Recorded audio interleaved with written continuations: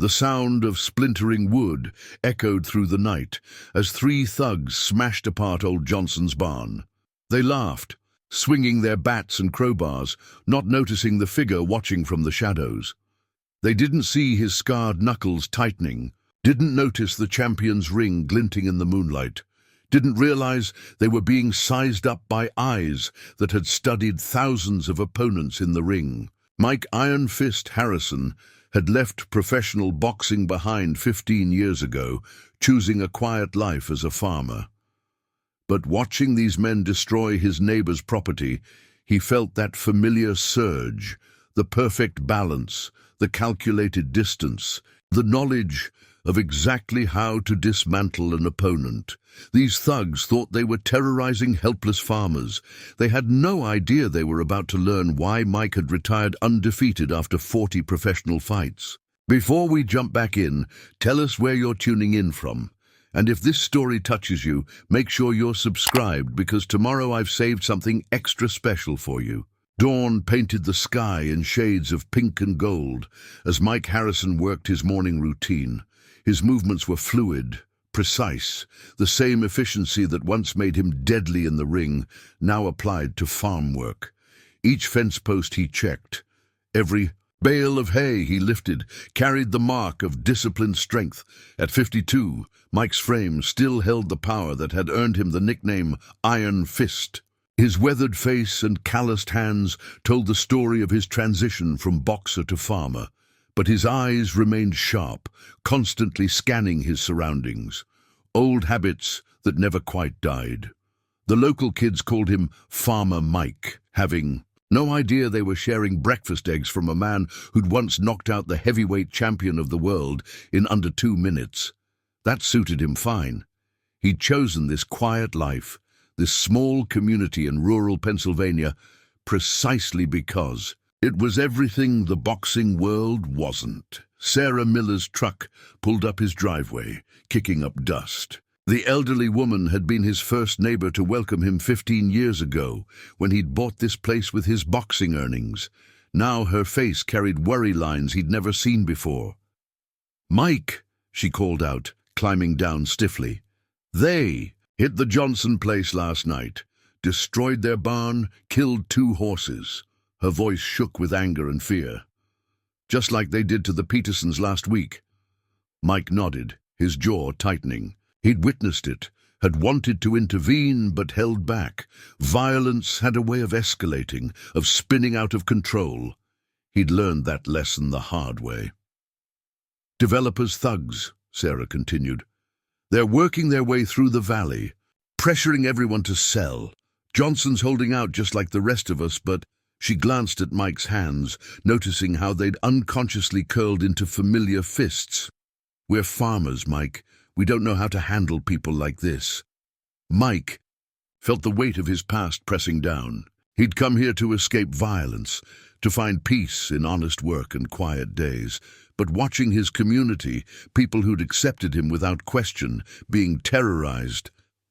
"Sometimes," he said carefully, "knowing how to handle violence means knowing when not to use it." The words tasted hollow, even to him. Sarah's eyes filled with tears. "They're coming for my place next. I heard them say it at the diner. I'm 73, Mike. This farm is all I have." Mike watched the sun climb higher, remembering other mornings, other choices. He'd walked away from boxing to protect his hands, after an injury that could have ended badly, but his hands had healed. His skills hadn't faded. And now his neighbors needed more than just a quiet farmer. "I'll talk to them," he promised Sarah. "If they come to your place, I'll make sure they understand this community isn't as helpless as they think." She studied his face, seeing something there that made her straighten. "There's rumors about you, you know, about who you were before you came here. Most folks don't believe them." Mike smiled slightly, the expression carrying echoes of a younger, more dangerous man. "Good. Let's hope these thugs don't believe them either, not until it's too late." As Sarah drove away, Mike began his daily chores. But now each movement carried a different purpose. Each hay bale became a focus mitt, each fence post a punching bag. His body remembered, muscles falling into rhythms he'd thought long buried. The peaceful farmer was still there, still real. But underneath, something else was awakening. Something that remembered the ring, that knew the precise distance needed to deliver a knockout blow, that understood how to dismantle an opponent with surgical precision. Mike had chosen peace. But sometimes peace needed to be defended. And he was about to remind some people why the name Iron Fist Harrison had once made champions nervous. Mike's evening routine hadn't changed in 15 years. After the day's work, he'd sit on his porch, watching the sunset while tending to his hands, the right one especially, where a hairline fracture in the third metacarpal had nearly ended. Everything, tonight memories flooded back as he flexed his fingers. The roar of the crowd at Madison Square Garden, the thrill of the perfect combination, the moment he felt the bone give during the Thompson fight, his last fight. He'd won that night, of course, knocked Thompson out in the 11th round even, with a broken hand. The doctors had been amazed he could even make a fist, let alone deliver a knockout punch. But that was Mike Harrison, the man who'd never lost, who'd never stayed down. The newspaper clipping was still there, framed in his study. Iron Fist Harrison retires undefeated. The article speculated about the hand injury, about his sudden decision to leave the sport at his peak. Nobody knew how close he'd come to permanent damage, how the doctors had warned him one more fight could cost him the use of his right hand completely. Tommy Baker, the neighbor's kid, interrupted his thoughts. The 14-year-old had been coming by regularly, supposedly to learn about farming.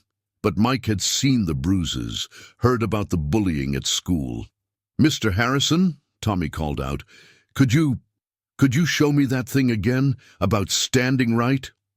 Mike studied the boy. Tommy reminded him of himself at that age, before boxing had given him direction, confidence, control. He'd been teaching the kid basics, stance, balance, how to avoid a fight, not how to win one. "Come here," Mike said, standing. "Watch my feet." He demonstrated the boxer's stance, weight distributed perfectly, ready to move in any direction. His body fell into it naturally, muscle memory unchanged by years of farming. "It's not about hitting," he explained, watching Tommy mirror his position. "It's about being centered, knowing where you are, where your opponent is. Sometimes that's enough to prevent a fight." Tommy nodded, but his eyes were fixed on Mike's hands. "Is it true what my dad says, that you were a boxer, a famous one?" Mike flexed his right hand unconsciously. "That was a long time ago." "But you, could fight, really fight." "Fighting's not the answer, Tommy. I learned that the hard way." Mike adjusted the boy's stance slightly. "But knowing how to stand, how to carry yourself, that can keep you from needing to fight." Later, after Tommy left, Mike found himself in his barn, staring at a locked trunk he hadn't opened in years. Inside lay his legacy: gloves, trunks, the championship belt he'd never lost, and newspaper clippings about the fights no one talked about, the ones where his opponents hadn't gotten up for days. He'd been more than just undefeated. He'd been feared. Iron Fist wasn't just a nickname. It was a warning. He'd had a talent for finding an opponent's weakness, for knowing exactly where and how to hit, to end a fight decisively. He'd walked away to save his hands, yes, but also because he'd seen where that path led, the growing addiction to dominance, to the perfect violence of the ring. He'd chosen farming because it was healing rather than hurting, creating rather than destroying. Now, watching the setting sun paint his barn in shades of red, Mike wondered if he'd been running away rather than moving forward. If choosing peace had been wisdom or cowardice. The sound of engines in the distance caught his attention. Developers' thugs making their nightly rounds, reminding everyone that their peaceful community existed only at someone else's pleasure. Mike closed the trunk, but didn't lock it. Tomorrow, he'd show Tommy more than just how to stand. The boy needed to understand that strength wasn't about violence. it was about having the power to prevent it, and sometimes having the skill to end it quickly. When prevention failed, peace was worth protecting, even if that meant remembering things he'd tried to forget. The morning brought news that chilled Mike's blood. Frank Peterson, one of the few farmers who'd stood up to the developers, was in the hospital. A farming accident, the same kind that had been happening with suspicious frequency lately. The diner buzzed with nervous energy as Mike sipped his morning coffee. Mary, the waitress who'd served him breakfast for 15 years, kept glancing at the three men in expensive suits sitting in the corner booth. They weren't eating, just watching, making sure everyone saw them. "They're with Stockton Development," Mary whispered, refilling Mike's cup. "Been here all morning. Making sure everyone knows what happened to Frank wasn't really an accident." Mike watched their reflections in the chrome napkin holder. Professional thugs, not street muscle. The way they carried themselves, how they positioned themselves in the room. They had training. This wasn't just developer harassment anymore. This was organized intimidation. Sarah Miller burst through the door, face flushed with anger. "They're surveying my land, without permission, got their equipment all over my south field." The men in suits smiled. The largest one, a broad-shouldered figure with a boxer's broken nose, called out, "Just standard procedure, ma'am. Property assessment for the new development. Nothing to worry about." Mike felt the old familiar tension in his shoulders. The kind that used to come before a big fight. These weren't just random thugs. They were systematically destroying the community's resistance, one farm at a time. Tommy's father, Bill Baker, stood up from his booth. "You have no right. We haven't sold. You can't just—" The suited man's smile vanished. "Careful, Mr. Baker. Accidents happen, especially to people who don't understand progress." Mike set his coffee cup down slowly. The sound it made against the saucer cut through the tension like a bell ring starting a round. Progress doesn't usually require threats. The suited men turned, really seeing Mike for the first time. Their leader's eyes narrowed slightly. "Don't believe we've met. Jack Stone, Stockton Development's Community Relations. Mike Harrison, just a farmer." Something flickered in Stone's eyes. Recognition, but it passed quickly. "Well, Mr. Harrison, since you're interested in our work, you should know we're very serious about this development. The valley's changing. Smart folks will change with it. Others—" he shrugged. "Others might find farming gets a lot more dangerous." Mike stood slowly, deliberately. His movements carried the unconscious grace that only comes from thousands of hours in the ring. "Funny thing about farming, Mr. Stone, teaches you a lot about timing. When to plant, when to harvest." He stepped closer, voice dropping. "When to dig in and fight for what's yours." Stone's muscle tensed, professional instincts recognizing something in Mike's stance. "Careful, old man. Wouldn't want to have an accident yourself." "No," Mike agreed mildly. "You wouldn't." The diner had gone silent, watching the confrontation. Stone's men had shifted position, trying to flank Mike without being obvious about it. But Mike had spent years reading opponents' movements. He adjusted his position slightly, maintaining perfect distance, perfect balance. "Last chance to be smart," Stone said. "Valley's changing. Don't get caught on the wrong side of progress." Mike smiled. It wasn't a friendly expression. "You know what else farming teaches you? Patience, waiting for the right moment." He turned to leave, then paused. "Might want to remember that." Outside, Sarah caught up to him. "Mike, they're not going to stop. Frank's in intensive care. They're getting bolder." "I know." Mike watched Stone and his men emerge from the diner, talking on phones, probably calling in his name to be checked. "What are we going to do?" Mike thought about the trunk in his barn, about Tommy learning to stand properly, about all the things he'd walked away from. "We're going to teach some city boys about farming, about patience, timing, and harvesting what you plant." Storm clouds were gathering over the valley, but storms didn't scare farmers. They just had to be ready when they broke. The attack on Sarah Miller's farm came just after midnight. Mike heard the engines from his property, 3 vehicles moving with purpose. He was already in motion, crossing the fields between their farms with silent efficiency, when the first crash of breaking wood split the night. 4 men were at Sarah's barn, working with methodical destruction. Not random vandalism. They were targeting support beams, key structural points. These weren't common thugs. They knew exactly how to make a building collapse. Sarah stood on her porch, shotgun trembling in her hands. "Get off my property!" Right. Men laughed. Their leader, not Stone, but someone just as professional, called back, "Careful with that gun, old woman. Hate to see you hurt yourself." "She won't." Mike's voice cut through the darkness. "But you might." The thug spun, suddenly alert. Mike stood at the edge of the barn's light, his stance relaxed but perfectly balanced. Years of ring experience told him everything he needed to know. Their positions, their likely reactions, the exact distance needed. "Walk away," he said quietly. "Tell Stone this farm's off limits." The leader assessed Mike quickly, professionally. "You must be Harrison. Stone said you might try playing hero." He smiled. "4 of us, old man. You really want to get hurt?" Mike sighed. He'd hoped his reputation might have reached them, might have prevented this. "Last chance. Leave." They moved exactly as he'd expected. 2 spreading wide, trying to flank, while 2 came straight at him. Textbook group tactics. Too bad they weren't in a street fight. They were in a ring of Mike's choosing.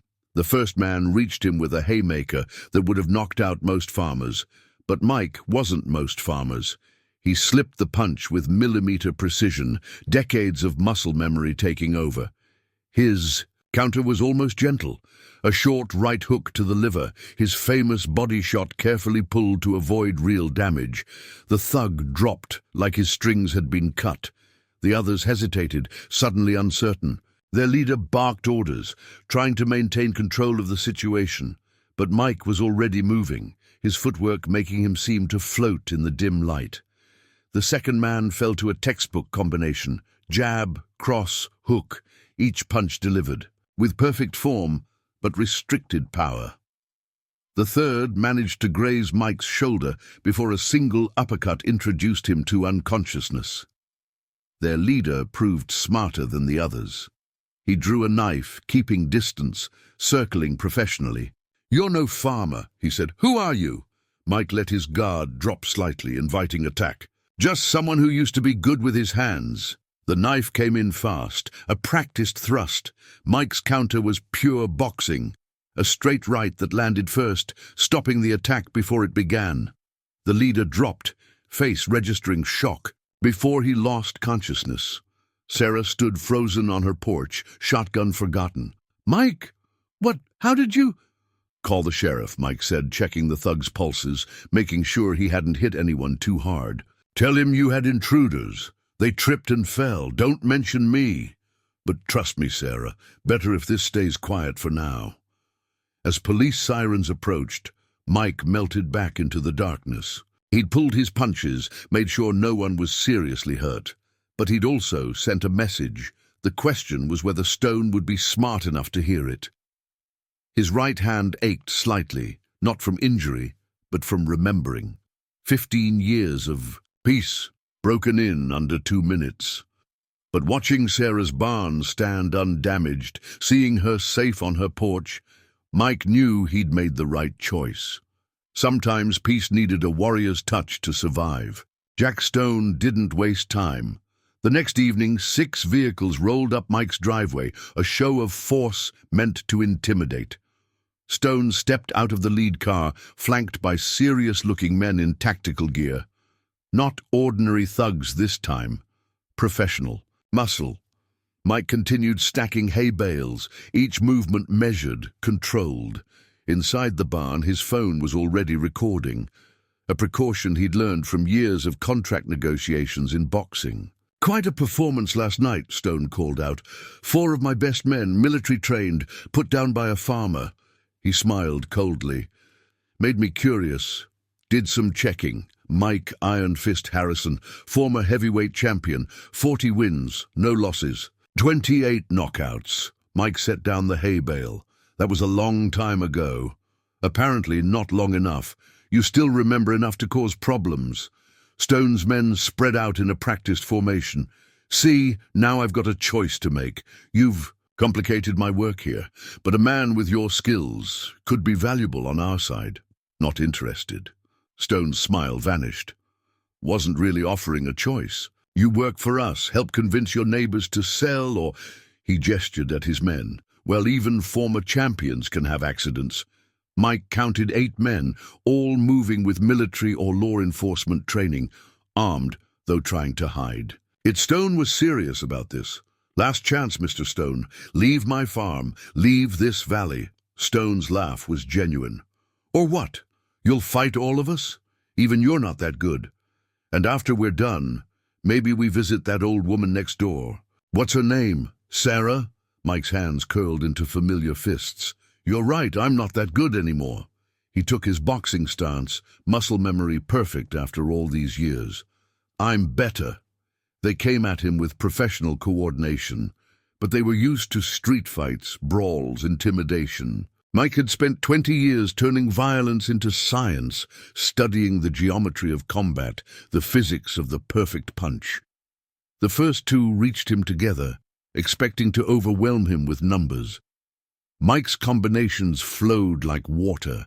Jab, cross, hook, each punch precise, each target chosen to disable without permanent damage. Both men dropped before they realized what hit them. Stone's remaining men hesitated, suddenly understanding they weren't facing a retired boxer. They were facing a master who'd never stopped practicing his art. "What the hell are you?" one whispered. Mike's voice was calm, almost gentle. Just a farmer who spent 20 years learning exactly how hard to hit someone to put them down without putting them out. The next wave came more cautiously. It didn't help. Mike's footwork made him seem to float between them, his punches finding targets with surgical precision. Liver shots, solar plexus strikes, perfectly placed hooks, each calculated to end the fight without causing lasting harm. In under a minute, 7 professional fighters lay groaning on his driveway. Stone backed toward his car, face pale. "This is assault," he stammered. "We'll press charges." Mike pointed to his barn. "Cameras recording everything, including your threats." He stepped closer, voice dropping. "Walk away, Mr. Stone. Tell your employers this valley isn't worth the trouble." Stone's hand moved toward his jacket. Mike's left jab stopped an inch from his nose, a warning tap that rocked his head back. "Don't," Mike said softly. "You're not that stupid." After Stone's cars disappeared, Mike surveyed his driveway. No one seriously hurt, but everyone had learned. A lesson about underestimating quiet farmers. He'd chosen peace 15 years ago, but sometimes peace had to be fought for, and he was very, very good at fighting. Word spread fast in small communities. By morning, Mike's barn had become an unlikely gathering place. Bill Baker, Tommy's father, arrived first, followed by a dozen other farmers. Even Sheriff Cooper lingered at the edge of the group, pretending to be there officially but listening intently. "We heard what happened," Bill said, speaking for the group, "about Stone's men, about what you did." He paused, choosing his words carefully. "We're not fighters, Mike, but we need to learn." Mike studied their faces, honest, hard-working people pushed to a point where they had to choose between fighting or losing everything. He recognized the look. He'd seen it in his own eyes once, long ago, before his first boxing lesson. "Fighting's not the answer," he said finally, "but knowing how to stand, how to carry yourself, that might prevent the need for fighting." He began with basics, just as his old trainer had with him. Stance, balance, how to stand so you couldn't easily be pushed around. Not fighting techniques, but the foundation that made fighting unnecessary.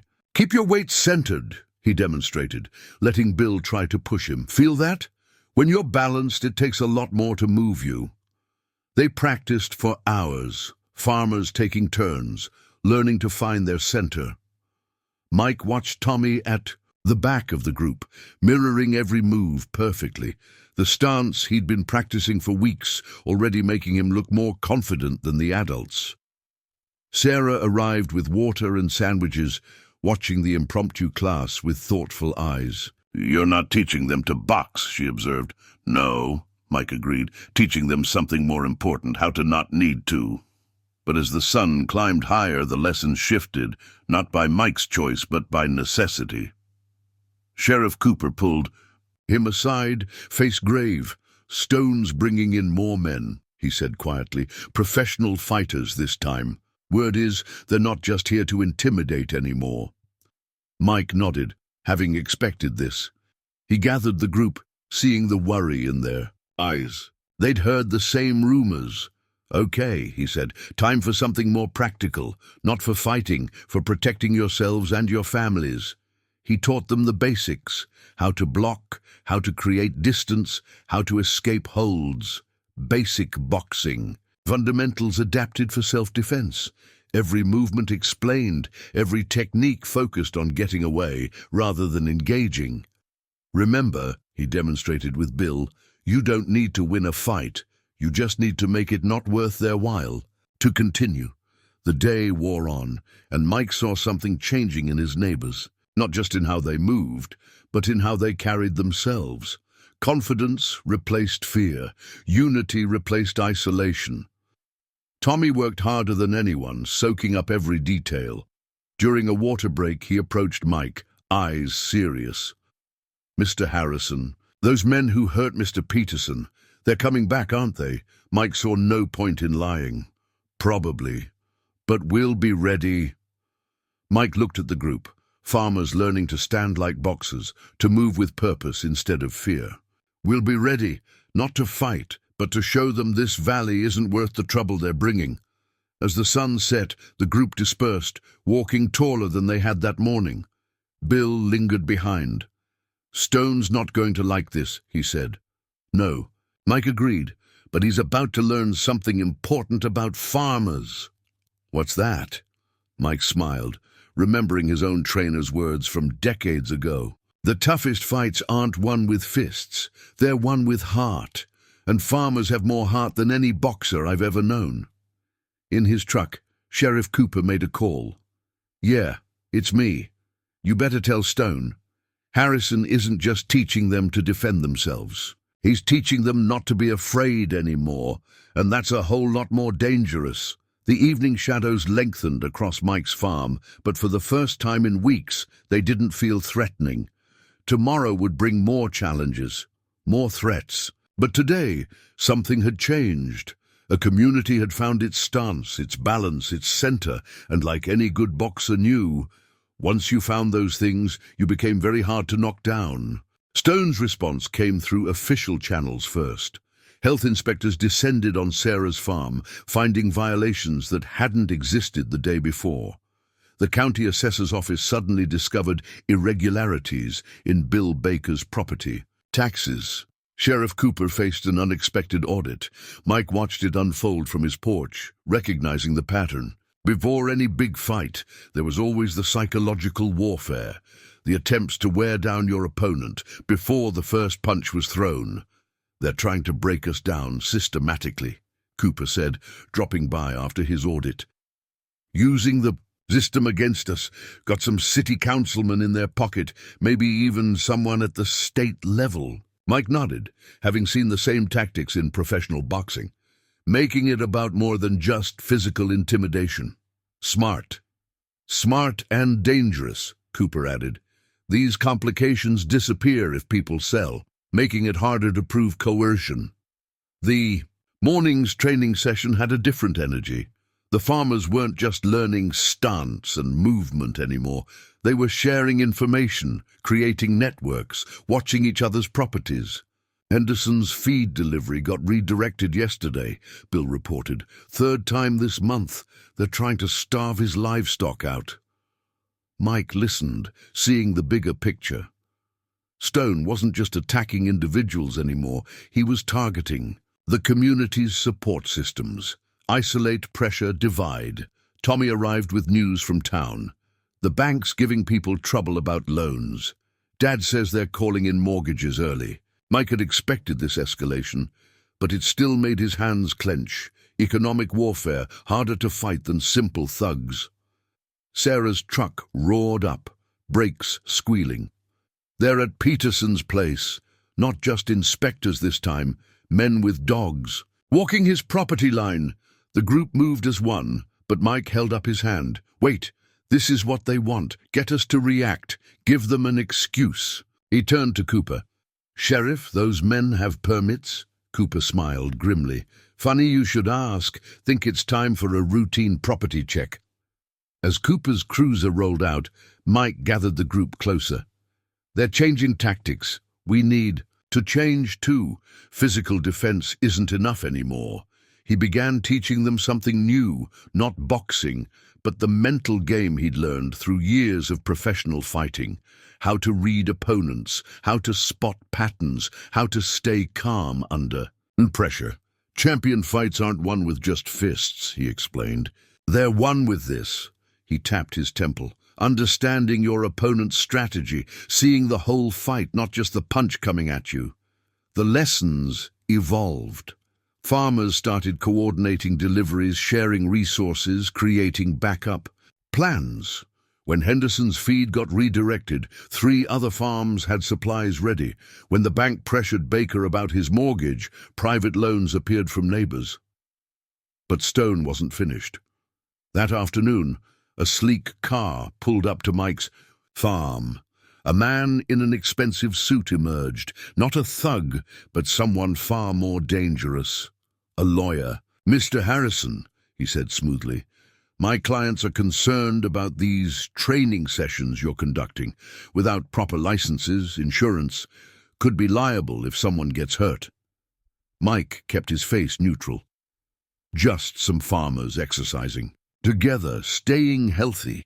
The lawyer's smile never reached his eyes. Of course, but if something were to happen, well, at your age, with your history of hand injuries, a lawsuit could be quite devastating. After the lawyer left, Bill approached Mike. They're coming at us from all angles now. Mike watched the dust settle on his driveway. Yes, but they just made a mistake. What's that? They showed us they're worried. You don't bring out the legal threats unless the physical ones aren't working. The afternoon training session was the biggest yet. Word had spread about the lawyer's visit, bringing even more farmers to Mike's barn. Fear was being replaced by something stronger. Community resolve. They think they can pressure us individually, Mike told the group. So we respond as a community. They target one farm, they face all of us. Not with violence, with unity.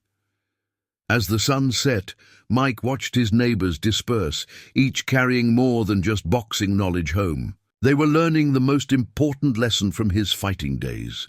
The strongest defense isn't a punch or a block, but the unshakable knowledge that you're not fighting alone. Stone's tactics were escalating, but he was about to learn why. Champions don't just train their bodies, they train their will. And the will of an entire community, once awakened, is nearly impossible to break. The black Cadillac seemed out of place on Mike's dusty farm road, but it was the man stepping out, tall, lean, dark-skinned with grey temples, that made Mike smile for the first time in weeks. Duke Washington, Mike called out, long way from your Vegas gym.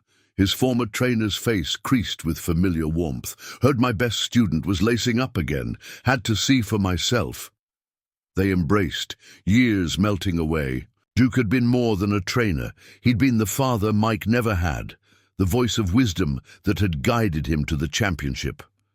How'd you know? Mike asked, leading him inside. Duke's laugh was rich and deep. Brother, when Iron Fist Harrison starts teaching farmers to box, word gets around. Boxing community's smaller than you remember. Inside, Duke surveyed the makeshift training space Mike had set up in his barn. His expert eye missed nothing. The hanging bags, the training areas. Marked out in sawdust, the mirror set up for stance practice. Not bad, he nodded. But you're gonna need help. As if on cue, 2 more cars pulled up. Mike recognized the occupants immediately.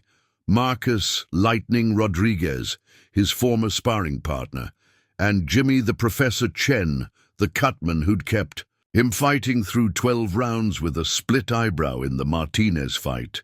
The old team, Mike breathed. The old team, Duke confirmed. Plus a few more on the way. Family takes care of family, Mike, even retired family. The morning's training session transformed with their arrival. Duke took over footwork instruction, his commanding voice bringing back memories of countless gym hours. Marcus worked with the younger farmers on hand speed and coordination. Jimmy taught basic first aid and injury prevention. Mike watched his old friends work, seeing his neighbors absorb knowledge from over a century of combined boxing experience. But it was more than just technique. His team brought something else: legitimacy, professionalism, a message to Stone that this wasn't just a retired boxer's last stand. Tommy was mesmerized by Marcus's hand-speed demonstrations. "How'd you get so fast?" Marcus grinned, showing the kid a basic combination. "Same way you get anywhere worth going, kid. Practice, discipline, and a whole lot of heart." Duke pulled Mike aside during a water break. "Your boy Stone, he's got connections. Been asking around about you, about your old fights. Particularly interested in that last one, the Thompson bout." Mike's right hand tightened unconsciously. "What's he after?" "Think he's looking for weaknesses. But he found something else. Rumors say he's bringing in ringers, professional fighters, making this personal." Before Mike could respond, another vehicle appeared, a massive RV that made the barn's foundations shake. Out stepped Mountain Mike. McGee, former heavyweight contender, now running the biggest boxing gym in Chicago. "Heard you needed some backup," Mountain rumbled, his voice as big as his frame. "Brought a few toys." He opened the RV's storage compartments, revealing professional training equipment, speed bags, proper protective gear, even a portable ring. "We're not training fighters," Mike protested. "No," Duke agreed. "We're training survivors, and we're doing it right." The afternoon session looked more like a professional boxing camp than a farmer's meetup. But Mike noticed his neighbors weren't intimidated. If anything, they were inspired.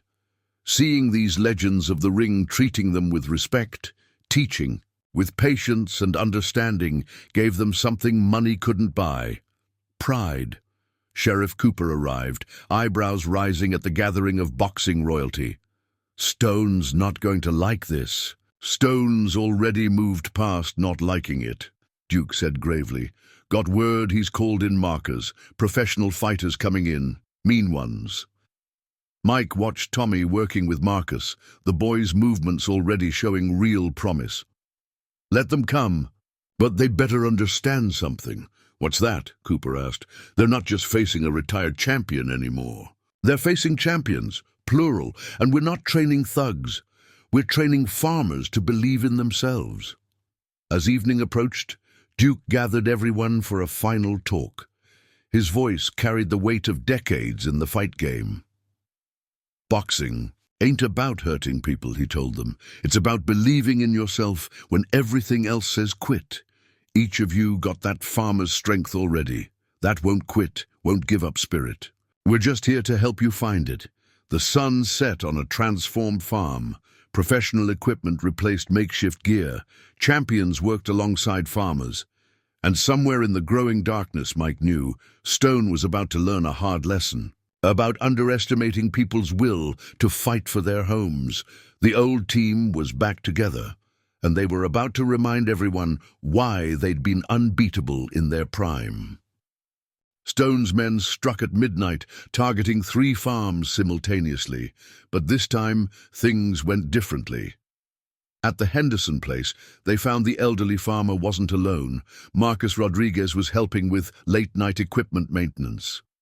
The thugs' coordinated attack fell apart against professional boxing footwork and lightning-fast combinations. At the Baker farm, Mountain McGee's massive presence beside Bill made Stone's enforcers reconsider their approach entirely. The few who didn't retreat fast enough learned why Mountain had been feared in the ring, even by heavyweights. But it was at Sarah Miller's farm where the real message was delivered. Duke and Mike stood together on her porch as 4 SUVs rolled up. Stone himself stepped out, followed by 6 men who moved with a fighter's grace, professional muscle, just as Duke had warned. "Well," Stone called out, "quite a reunion. The legendary Duke Washington. Must be important if it got you off your barstool in Vegas." Duke's smile was cold. "Some things are worth the trip. Like teaching manners to puppies who think they're wolves." The professional fighters spread out, textbook formation, but their movements betrayed their training. Mike recognized the style. "Thai boxers," he murmured to Duke. Stone went international. "Good," Duke replied. "Been wanting to show these farmers how to handle kickers." Stone's voice carried across the yard. "Last chance, Harrison. Walk away. Take your old-timer friends and leave. This is bigger than you know." Mike's response was to take his stance, the perfect form that had made him champion. Duke moved beside him, his own guard up, decades melting away as muscle memory took over. "Boys," Duke called to the fighters, "walk away now and you can still make your next match. Stay and you'll be drinking through straws for a month." One of the Thai boxers launched forward, his roundhouse kick blindingly fast.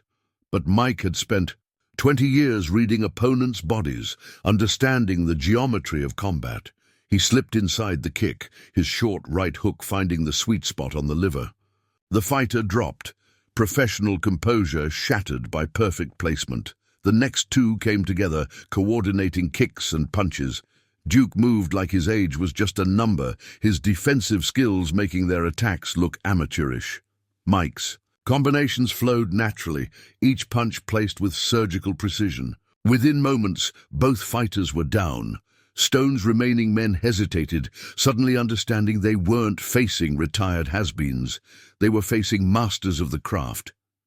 "Still think we're too old?" Duke asked pleasantly, not even breathing. "Hard." Stone's face contorted with rage. He reached into his jacket, but Mike's voice stopped him. "That would be your last mistake." Mike nodded toward the darkness, where Sheriff Cooper emerged with his deputies, weapons drawn. "Amazing thing about professional fighters," Cooper said, snapping handcuffs on Stone. "They need licenses, permits. Makes it real easy to prove premeditated assault when they show up on private property at midnight." As police vehicles arrived to collect Stone and his unconscious fighters, Sarah brought out coffee for everyone. The night's events had drawn a crowd, farmers arriving to witness the aftermath, sharing what had happened at their own properties. 3 simultaneous attacks, all failed, Duke observed. "Your boy Stone's running out of options." Mike watched, Stone being driven away. "He'll escalate. Men like him always do." "Good," Duke smiled, "because you ain't seen what Mountain brought in that RV yet. Figure it's time to show these farmers some real training equipment." Tommy appeared, eyes shining with excitement. "Mr. Harrison, Dad says the Thai boxer didn't even see your hook coming. Can you teach us that?" Mike looked at Duke, who nodded approval. "Tomorrow, kid. Tomorrow we start teaching you all the real art of boxing. Not just how to fight, how to make sure you never need to." As the crowd dispersed, Duke held back. "You know what's coming, right? Stone's got too much invested to back off. He's going to bring everything next time." "I know," Mike agreed. "That's why tomorrow's lesson isn't just about boxing. It's about something I learned in 40 professional fights." "What's that?" "The biggest punches are the ones they don't see coming, and we're about to throw a combination Stone will never expect." In the distance, more vehicles approached. The rest of Mike's old team arriving with equipment, experience, and most importantly, the understanding of what it meant to fight for something bigger than yourself. The real training was about to begin. The black SUVs appeared during the morning training session, 6 vehicles moving in formation, carrying what Duke immediately recognized as serious trouble. "Brazilian. Veil Tudo fighters," he muttered, watching them through binoculars. "Stones. Not playing anymore. These boys don't fight for show." Mike studied their movement as they exited their vehicles. Pure predators. The kind of fighters who didn't need rings or rules. The lead fighter, a scarred giant with cauliflower ears, carried himself with the dangerous grace of someone who'd learned fighting in places where losing meant more than just a lost purse. "Everyone inside," Mike ordered the farmers. "Duke, get them to the basement training area." Mountain stepped up beside Mike, his massive frame casting a long shadow. "Like old times, eh? Back against the wall, odds against us." "Worse," Mike replied. "Back then, we only had to worry about ourselves." The veiled Tudo fighters spread out in a practiced formation. Their leader approached, dead eyes evaluating everything. "Harrison," he growled, his accent thick. "Stone sends. His regards, says to tell you this isn't personal, just business." "You're trespassing," Mike replied calmly. "Leave now." The Brazilian smiled, showing broken teeth. "Or what? You'll box with us? This isn't ring, old man. No referee here, no rules."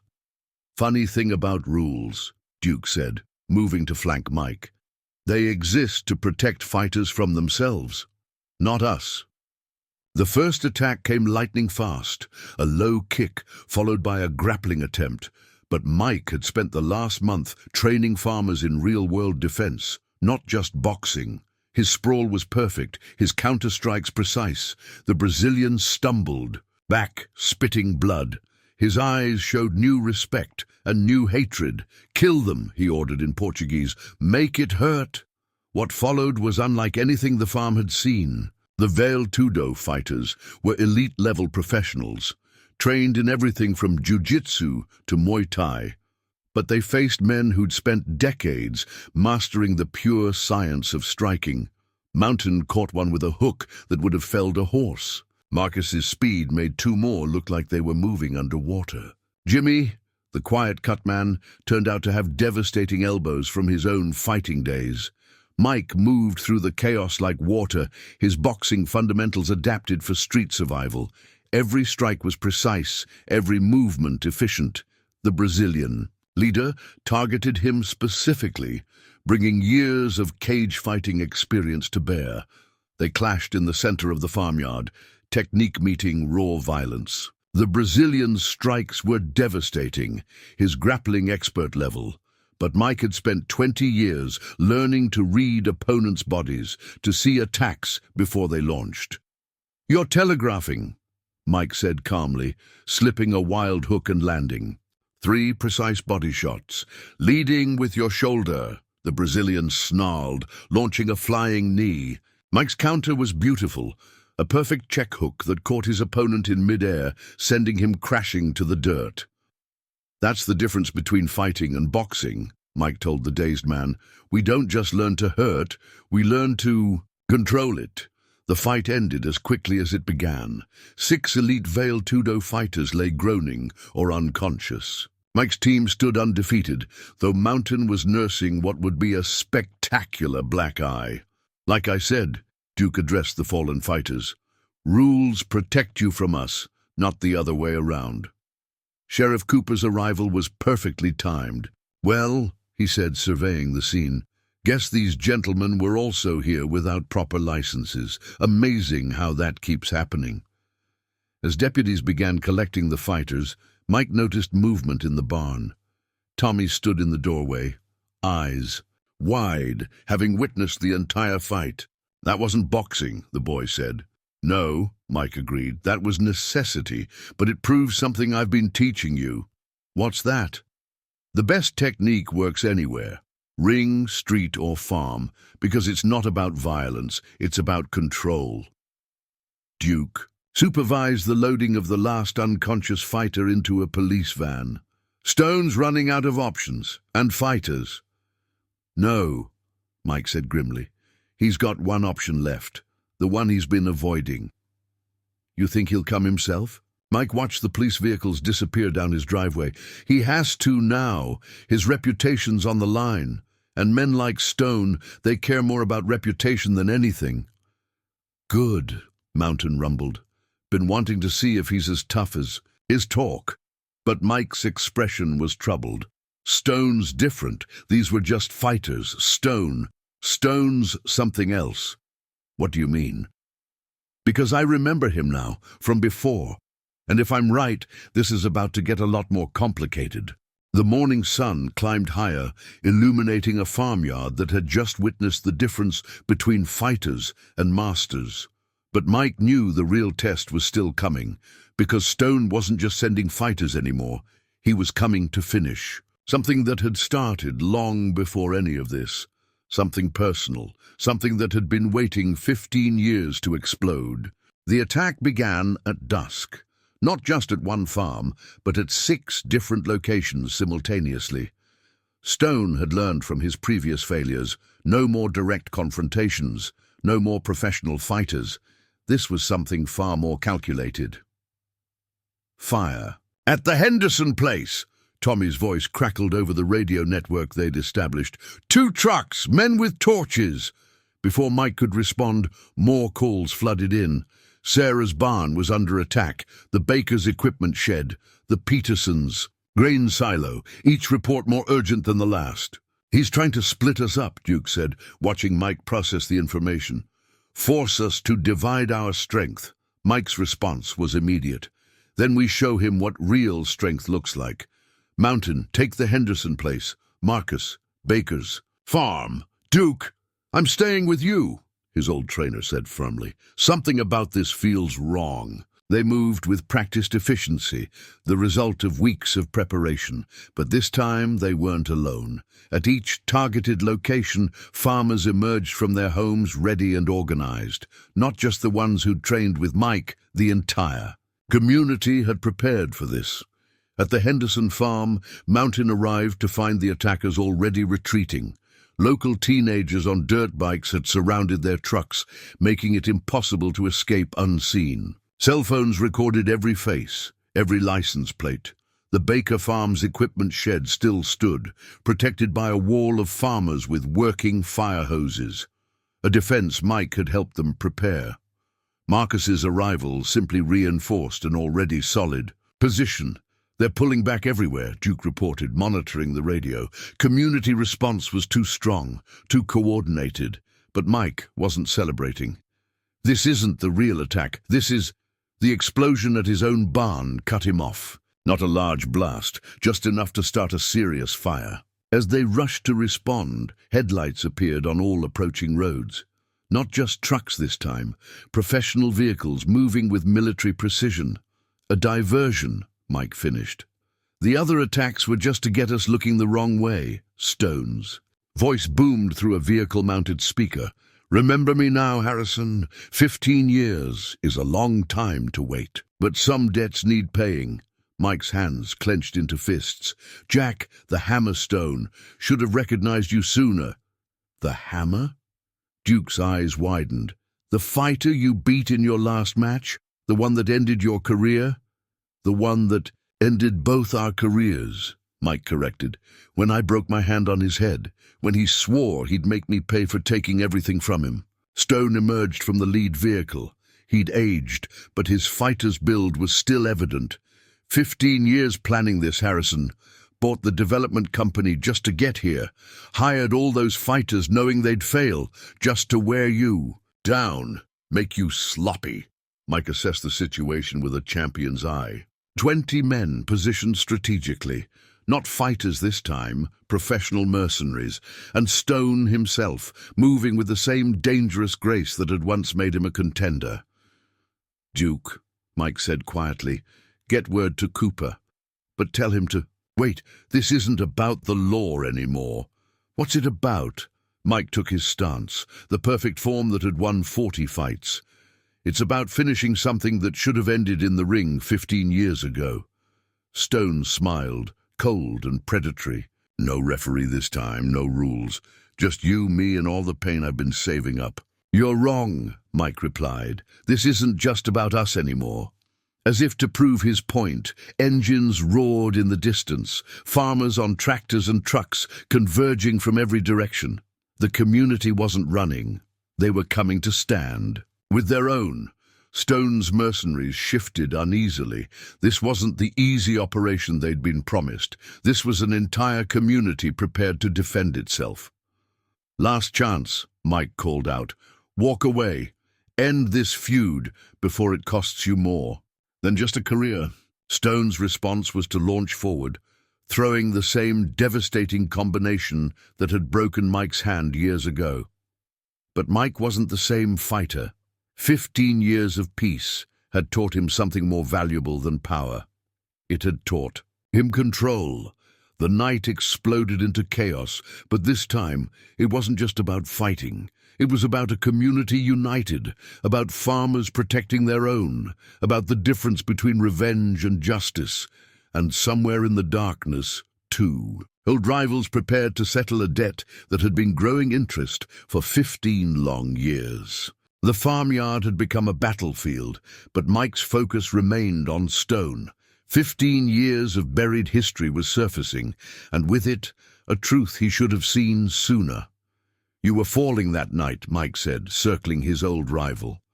In the 11th round, I could have ended it clean. Stone's eyes blazed with old hatred. But you didn't. You had to prove a point. Had to show everyone how technical, how precise the great Iron Fist Harrison was. Around them, Stone's mercenaries found themselves overwhelmed, not by fighters, but by an entire community working in concert. Tractors blocked escape routes. Farm equipment created barriers. Every move they made was countered by people who knew their land intimately. That last combination, Mike continued, slipping Stone's aggressive jab. You dropped your right hand deliberately, wanted me to take the bait. And you did. Stone's laugh was bitter. The perfect technician couldn't resist proving you could. Thread the needle. Broke your hand on my head, just like I planned. Duke, coordinating the community's defense, pieced it together. You baited him. Sacrificed your own career just to end his. Worth it too, Stone snarled, launching a vicious combination that Mike evaded with practiced ease. Watched you retire. Watched all those millions in future purses disappear. Watched the great Iron Fist Harrison run away to become a farmer. The truth hit Mike like a counterpunch. That's what this is really about. Not the farms, not development. You spent 15 years setting up this revenge. Bought the development company 5 years ago, Stone confirmed, his attacks growing wilder. Researched every property in 3 states, then found you here playing farmer, teaching these yokels to box perfect. Couldn't have planned it better. Mike's defense remained tight, economic. All this because I outboxed you? Because you humiliated me. Stone's control cracked. 12 rounds of making me look amateur, dancing around me, picking me apart. I was supposed to be the next champion. Instead, I became a joke. The guy who couldn't lay a glove on Iron Fist Harrison. The revelation rippled through the crowd.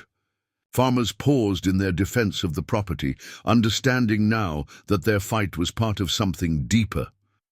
So the development? Sarah called out. Our farms. All just to get to Mike? Stone's smile was ugly.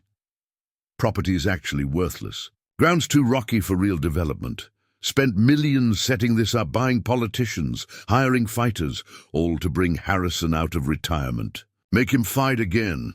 Break him like he broke me. Mike's stance shifted subtly. Duke recognized it, the position his fighter took when he'd solved an opponent's puzzle. You're right about one thing, Mike said quietly. That night, I was proving a point, not about being technical, about control. Still lecturing? Stone charged forward, throwing the same combination that had broken Mike's hand years ago. Let's see how controlled you are when I take everything from you. But Mike had spent 15 years learning deeper lessons about control.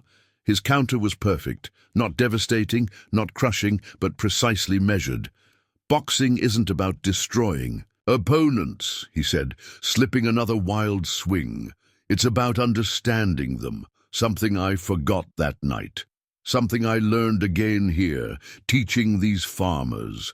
Stone's attacks grew increasingly desperate. Each miss, each failed combination showed the difference between their paths. One man had spent 15 years nurturing hatred, the other learning peace. Your mistake, Mike continued, his defense impenetrable, wasn't losing the fight. It was letting that loss destroy you. These farmers taught me something you never learned. Yeah? Stone panted, frustration mounting. What's that? Sometimes the strongest thing you can do is walk away. Choose something better than revenge. The truth of those words and the futility of his 15-year vendetta seemed to hit Stone all at once. His next attack was wild, uncontrolled, the opposite of everything Mike had been teaching. This time, Mike didn't counter. He simply stepped aside, letting Stone's own momentum carry him off balance. 15 years, Mike said softly. 15 years planning revenge when you could have been building something. Like I did, like these farmers do every day. Stone collapsed to his knees, the weight of wasted years crushing him more effectively than any punch. Around them, his mercenaries were surrendering to the combined will of an entire community. Duke approached, understanding in his eyes. Sometimes the hardest fights aren't won with fists at all. Mike nodded, watching his old rival break down. No. Sometimes they're won by learning to let go of the fight completely. In the distance, police sirens approached, but the real victory hadn't been won by violence or force. It had been won by something more powerful, the lesson that true strength isn't in revenge, but in moving beyond it. Stone's breakdown didn't last long. Like a wounded animal, he became more dangerous in his desperation. He lunged for one of his fallen mercenaries' weapons, bringing a gun into what had been a battle of fists. "Enough games," he snarled, weapon trained on Mike. 15 years planning this. It doesn't end with some lesson about letting go. The community members froze. This wasn't something their training had prepared them for. But Mike remained calm, his stance relaxed but ready. "That's your problem, Jack," he said quietly. "Always looking for the easy way, the quick fix, just like in the ring." Duke moved to intervene, but Mike's subtle headshake stopped him. This was more than just a confrontation now. It was the final round of a fight, 15 years in the making. "Easy way?" Stone's laugh was harsh. "I spent 15 years building this, created a whole company, bought politicians, hired fighters, just to bring you down." "And that's the difference between us," Mike replied. "All that energy, all that drive, you could have built something real. Instead, you wasted it on revenge." Stone's hand trembled slightly. "Shut up. Always with the lectures. The perfect iron fist, Harrison, teaching everyone the right way to live." "Not perfect," Mike corrected. "Just learned from my mistakes. That night in the ring, I was wrong too. Should have seen what you were doing. Should have found a way to end it clean. Too late for that now." Stone's finger tightened on the trigger. "This time, I take everything from you, the farm, your precious community, maybe even—" The shot that rang out wasn't from Stone's weapon. Sheriff Cooper stood at the edge of the farmyard, his aim unwavering. Stone's gun clattered to the ground as he clutched his shoulder. "Actually," Cooper said calmly, "it's exactly the right time to end it clean." As deputies moved in to secure Stone and his mercenaries, Mike saw something change in his old rival's eyes. Not just defeat, understanding. 15 years, Stone mumbled, watching blood seep between his fingers. "Spent 15 years thinking about this moment, about beating you. And you weren't even thinking about me at all, were you?" Mike knelt beside him as medics approached. "No, I was too busy learning to be something more than just a fighter." "The great Iron Fist Harrison," Stone's voice cracked. "Even your mercy hurts." "Not mercy," Mike corrected. "Understanding. That night in the ring, we both lost something. Difference is what we chose to do after." As Stone was led away to a waiting ambulance, the community began assessing the damage. Fires were extinguished, property secured, injuries treated. Through it all, Mike watched his old rival disappear into the night. Duke appeared at his side. "You knew, didn't you? Even back then, you knew he was trying to bait you into that last punch." "Suspected," Mike admitted, "but I was too proud to change my game plan, too sure of my own technique." "And now?" Mike looked around at his neighbors, farmers who'd learned to defend themselves, a community that had come together against a common threat. Now I understand what real strength is. It's not about what you can do to someone, it's about what you can do for others. The rising sun painted the farmyard in shades of gold, highlighting the aftermath of the night's battle. But it wasn't the end Stone had planned for 15 years. Instead, it was a new beginning. "You think he'll finally let it go?" Duke asked. Mike watched the ambulance disappear down his driveway. "Had to learn that lesson myself. Sometimes letting go is the hardest punch you'll ever throw." Around them, the community began the work of rebuilding, stronger now for having faced this test together. The final score wasn't settled with fists or violence, but with something more powerful: the choice to move forward instead of staying trapped in the past. The days following Stone's arrest brought new challenges. His development company's collapse left a web of legal complications that threatened the entire valley. Corrupt officials, bought with Stone's money, now scrambled to cover their tracks, creating fresh problems for the farming community. "They're trying to rush through property rezoning," Sarah reported during the morning meeting in Mike's barn, using Stone's old permits to push through development plans even without his company. The training area had become a command center, with farmers bringing updates about legal notices, surprise inspections, and suspicious activities. Duke watched it all with pride. These weren't just students anymore, but a coordinated team. Stone might be down, Mike addressed the group, but his machine's still running. People with money invested, favors promised. They'll try to salvage what they can. "Let them try," Mountain rumbled from his corner. "We handled their muscle. We can handle their paperwork." But Mike saw something his old friend didn't. "This is different. They're not coming at us directly now. They're using the system against us." Tommy raised his hand, surprising everyone with his insight. "Like boxing, right? When direct attacks don't work, you switch to wearing down your opponent's defense." "Exactly," Mike nodded. "They'll try to exhaust us. Drain our resources with legal fees, inspection costs, permit battles." Duke stepped forward, his trainer's instincts kicking in. "So we train for a different kind of fight, one where endurance matters more than power." The community adapted quickly. Farmers who'd learned boxing footwork now learned to navigate legal paperwork. Those who'd mastered defensive stances now practiced defensive property rights.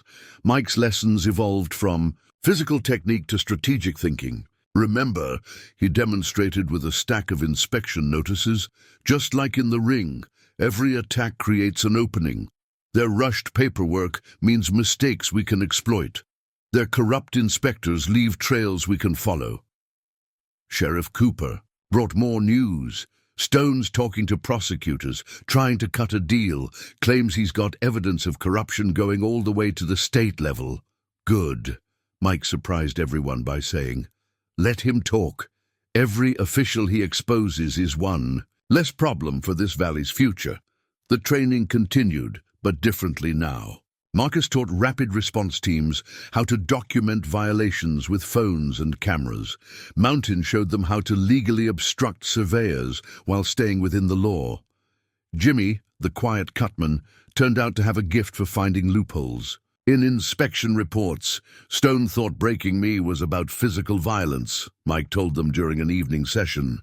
He never understood that real strength isn't in your fists. It's in your ability to adapt, to learn, to grow stronger from every challenge. Sarah, who'd become a leader in coordinating their legal defense, saw it clearly. "We're not just protecting our farms anymore, we're building something new, a community that can't be broken because it learns from every attack." The sun set on another day of preparation, but the mood was different now.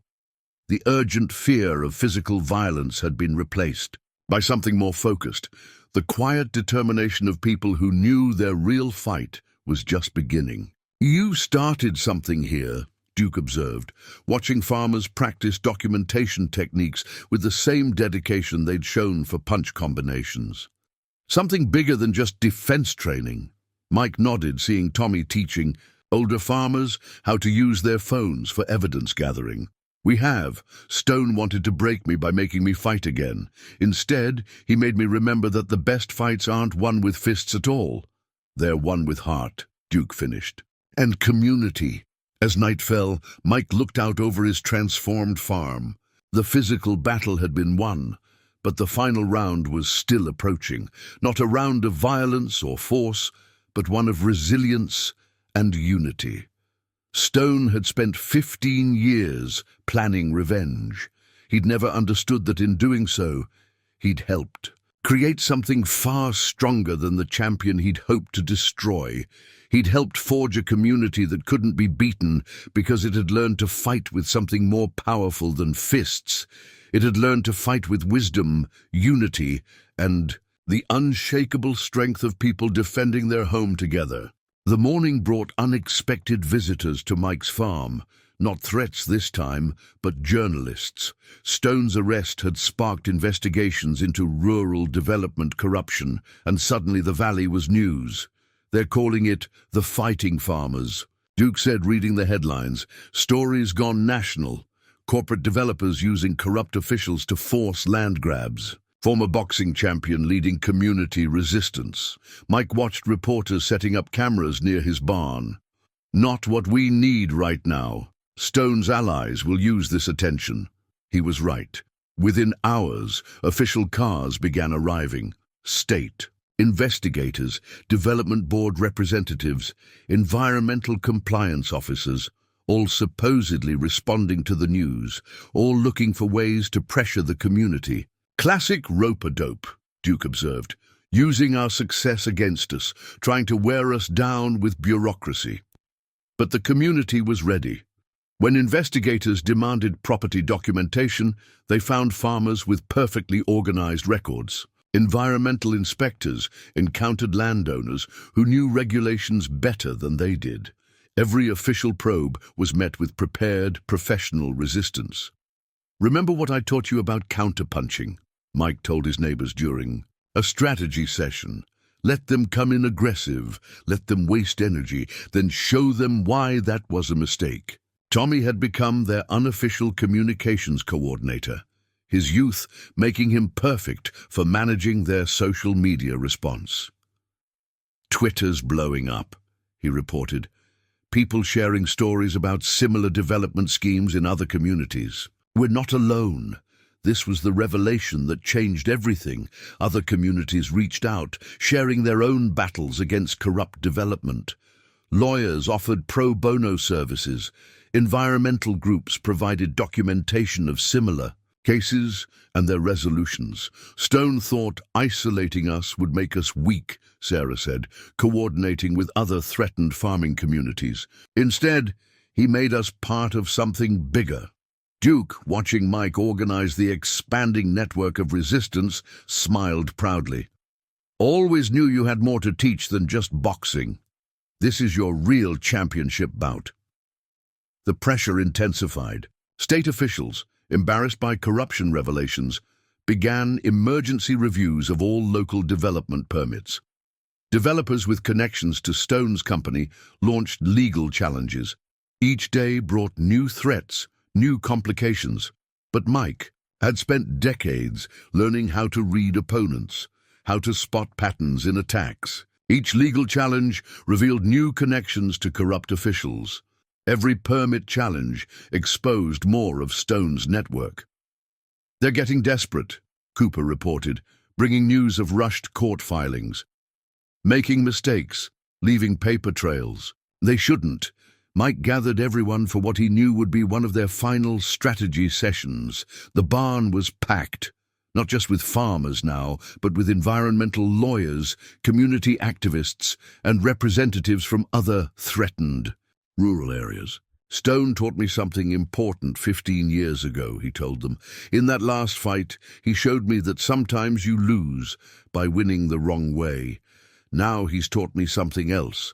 Sometimes you win by refusing to fight the way your opponent expects." The next few days would be crucial. Stone's allies had resources, political connections, and desperation making them dangerous. But they were facing something they'd never trained for, a community that had learned to fight smart instead of just fighting hard. Whatever comes next, Mike concluded, remember what makes us strong. Not our fists, not our farms, but our unity. Our ability to stand together, learn together, and fight together. As the meeting ended, Duke held back. Got that look in your eye, the one you used to get before big fights. Because this is a big fight, Mike replied. Maybe the biggest, but not the kind anyone expected, including you. Mike watched his neighbors, dispersing, each knowing their role, each ready to play their part in what was coming. Especially me, he smiled. Spent 20 years learning to fight in the ring, spent 15 more learning to live in peace. Now I finally understand sometimes the best way to fight is to show others how to stand up for themselves. The sun set on their final preparations. Tomorrow would bring new challenges, new battles, but they were ready. Not just as individuals, but as a community that had learned the most important lesson of all. True strength isn't in knowing how to fight. It's in knowing what to fight for and how to do it together. The final confrontation didn't come with violence, but with a flood of legal papers. State development authorities, backed by corporate lawyers, launched what they thought would be a knockout blow. Simultaneous legal actions against every farm. In the valley, emergency condemnation orders, Sarah announced, spreading the documents across Mike's kitchen table.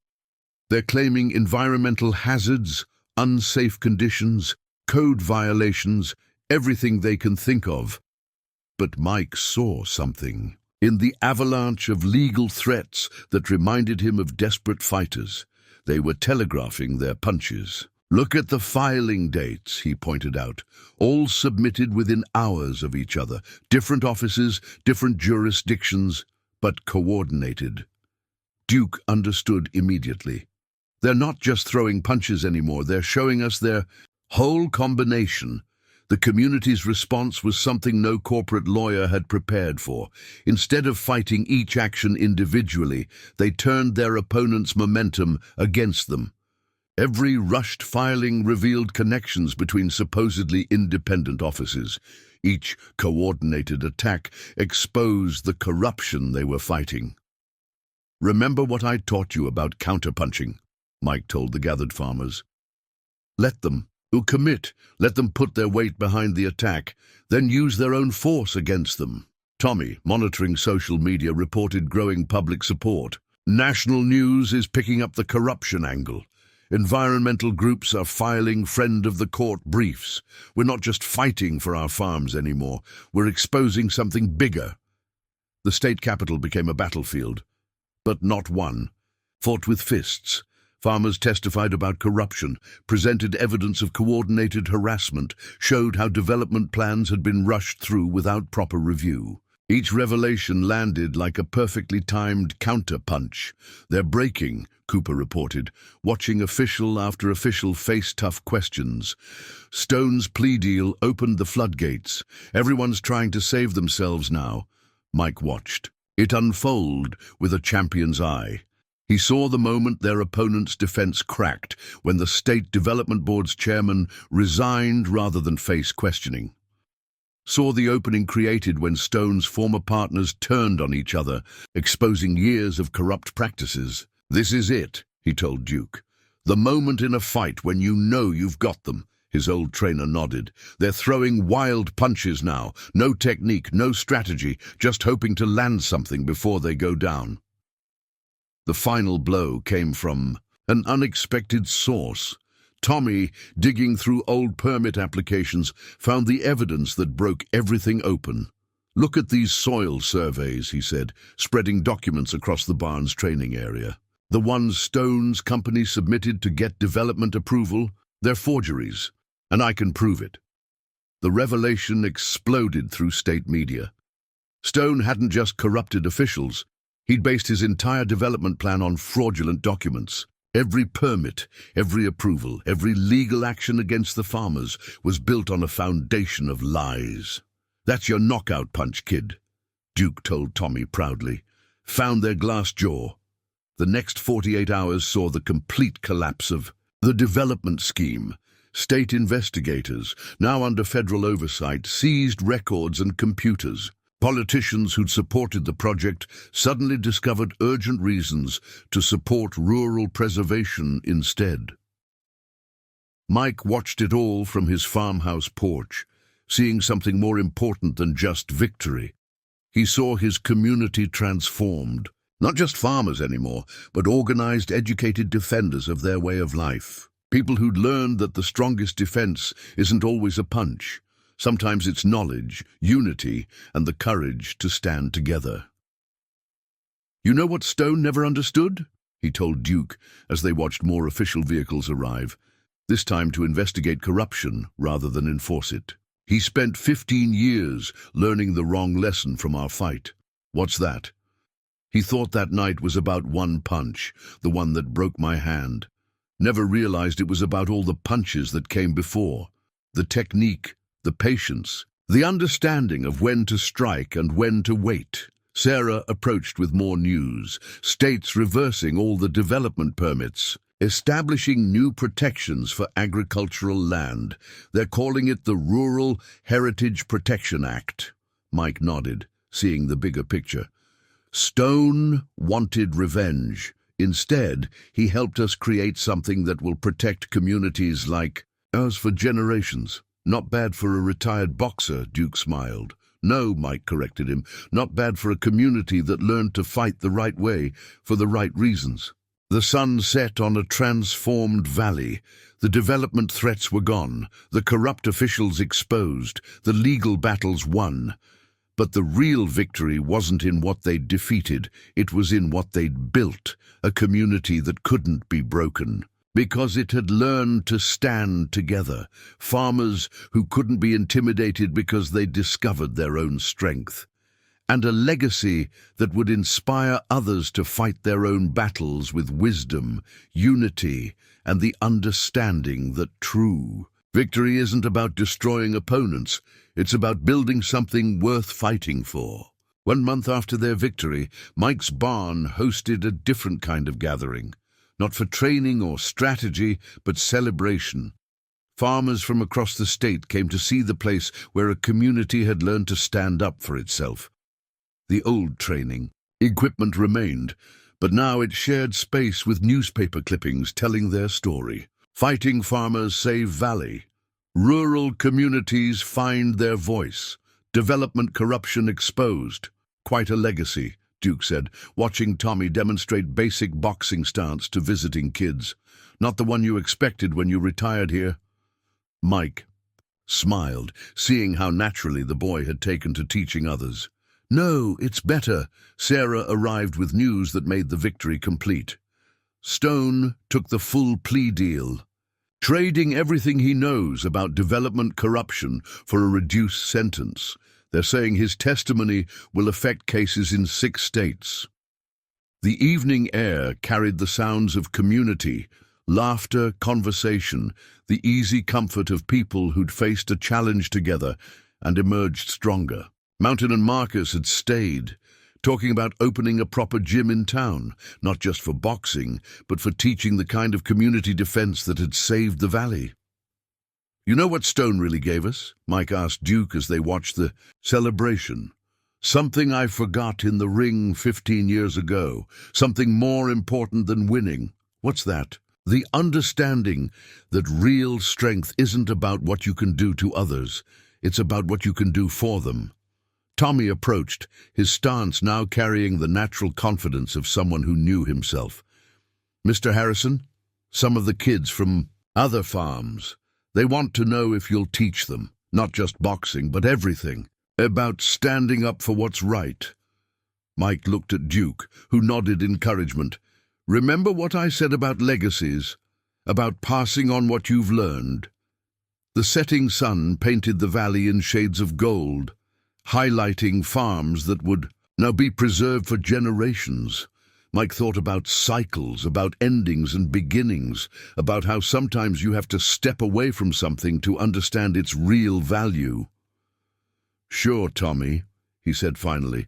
We'll teach them, but not just about fighting, about when not to fight, about finding strength in unity and wisdom in restraint. Like you did, Mike watched his community, no longer just farmers, but defenders of a way of life, people who'd learned that the strongest defense isn't in fists or force, but in standing together against anything that threatens what matters. No, he smiled, like we all did, together.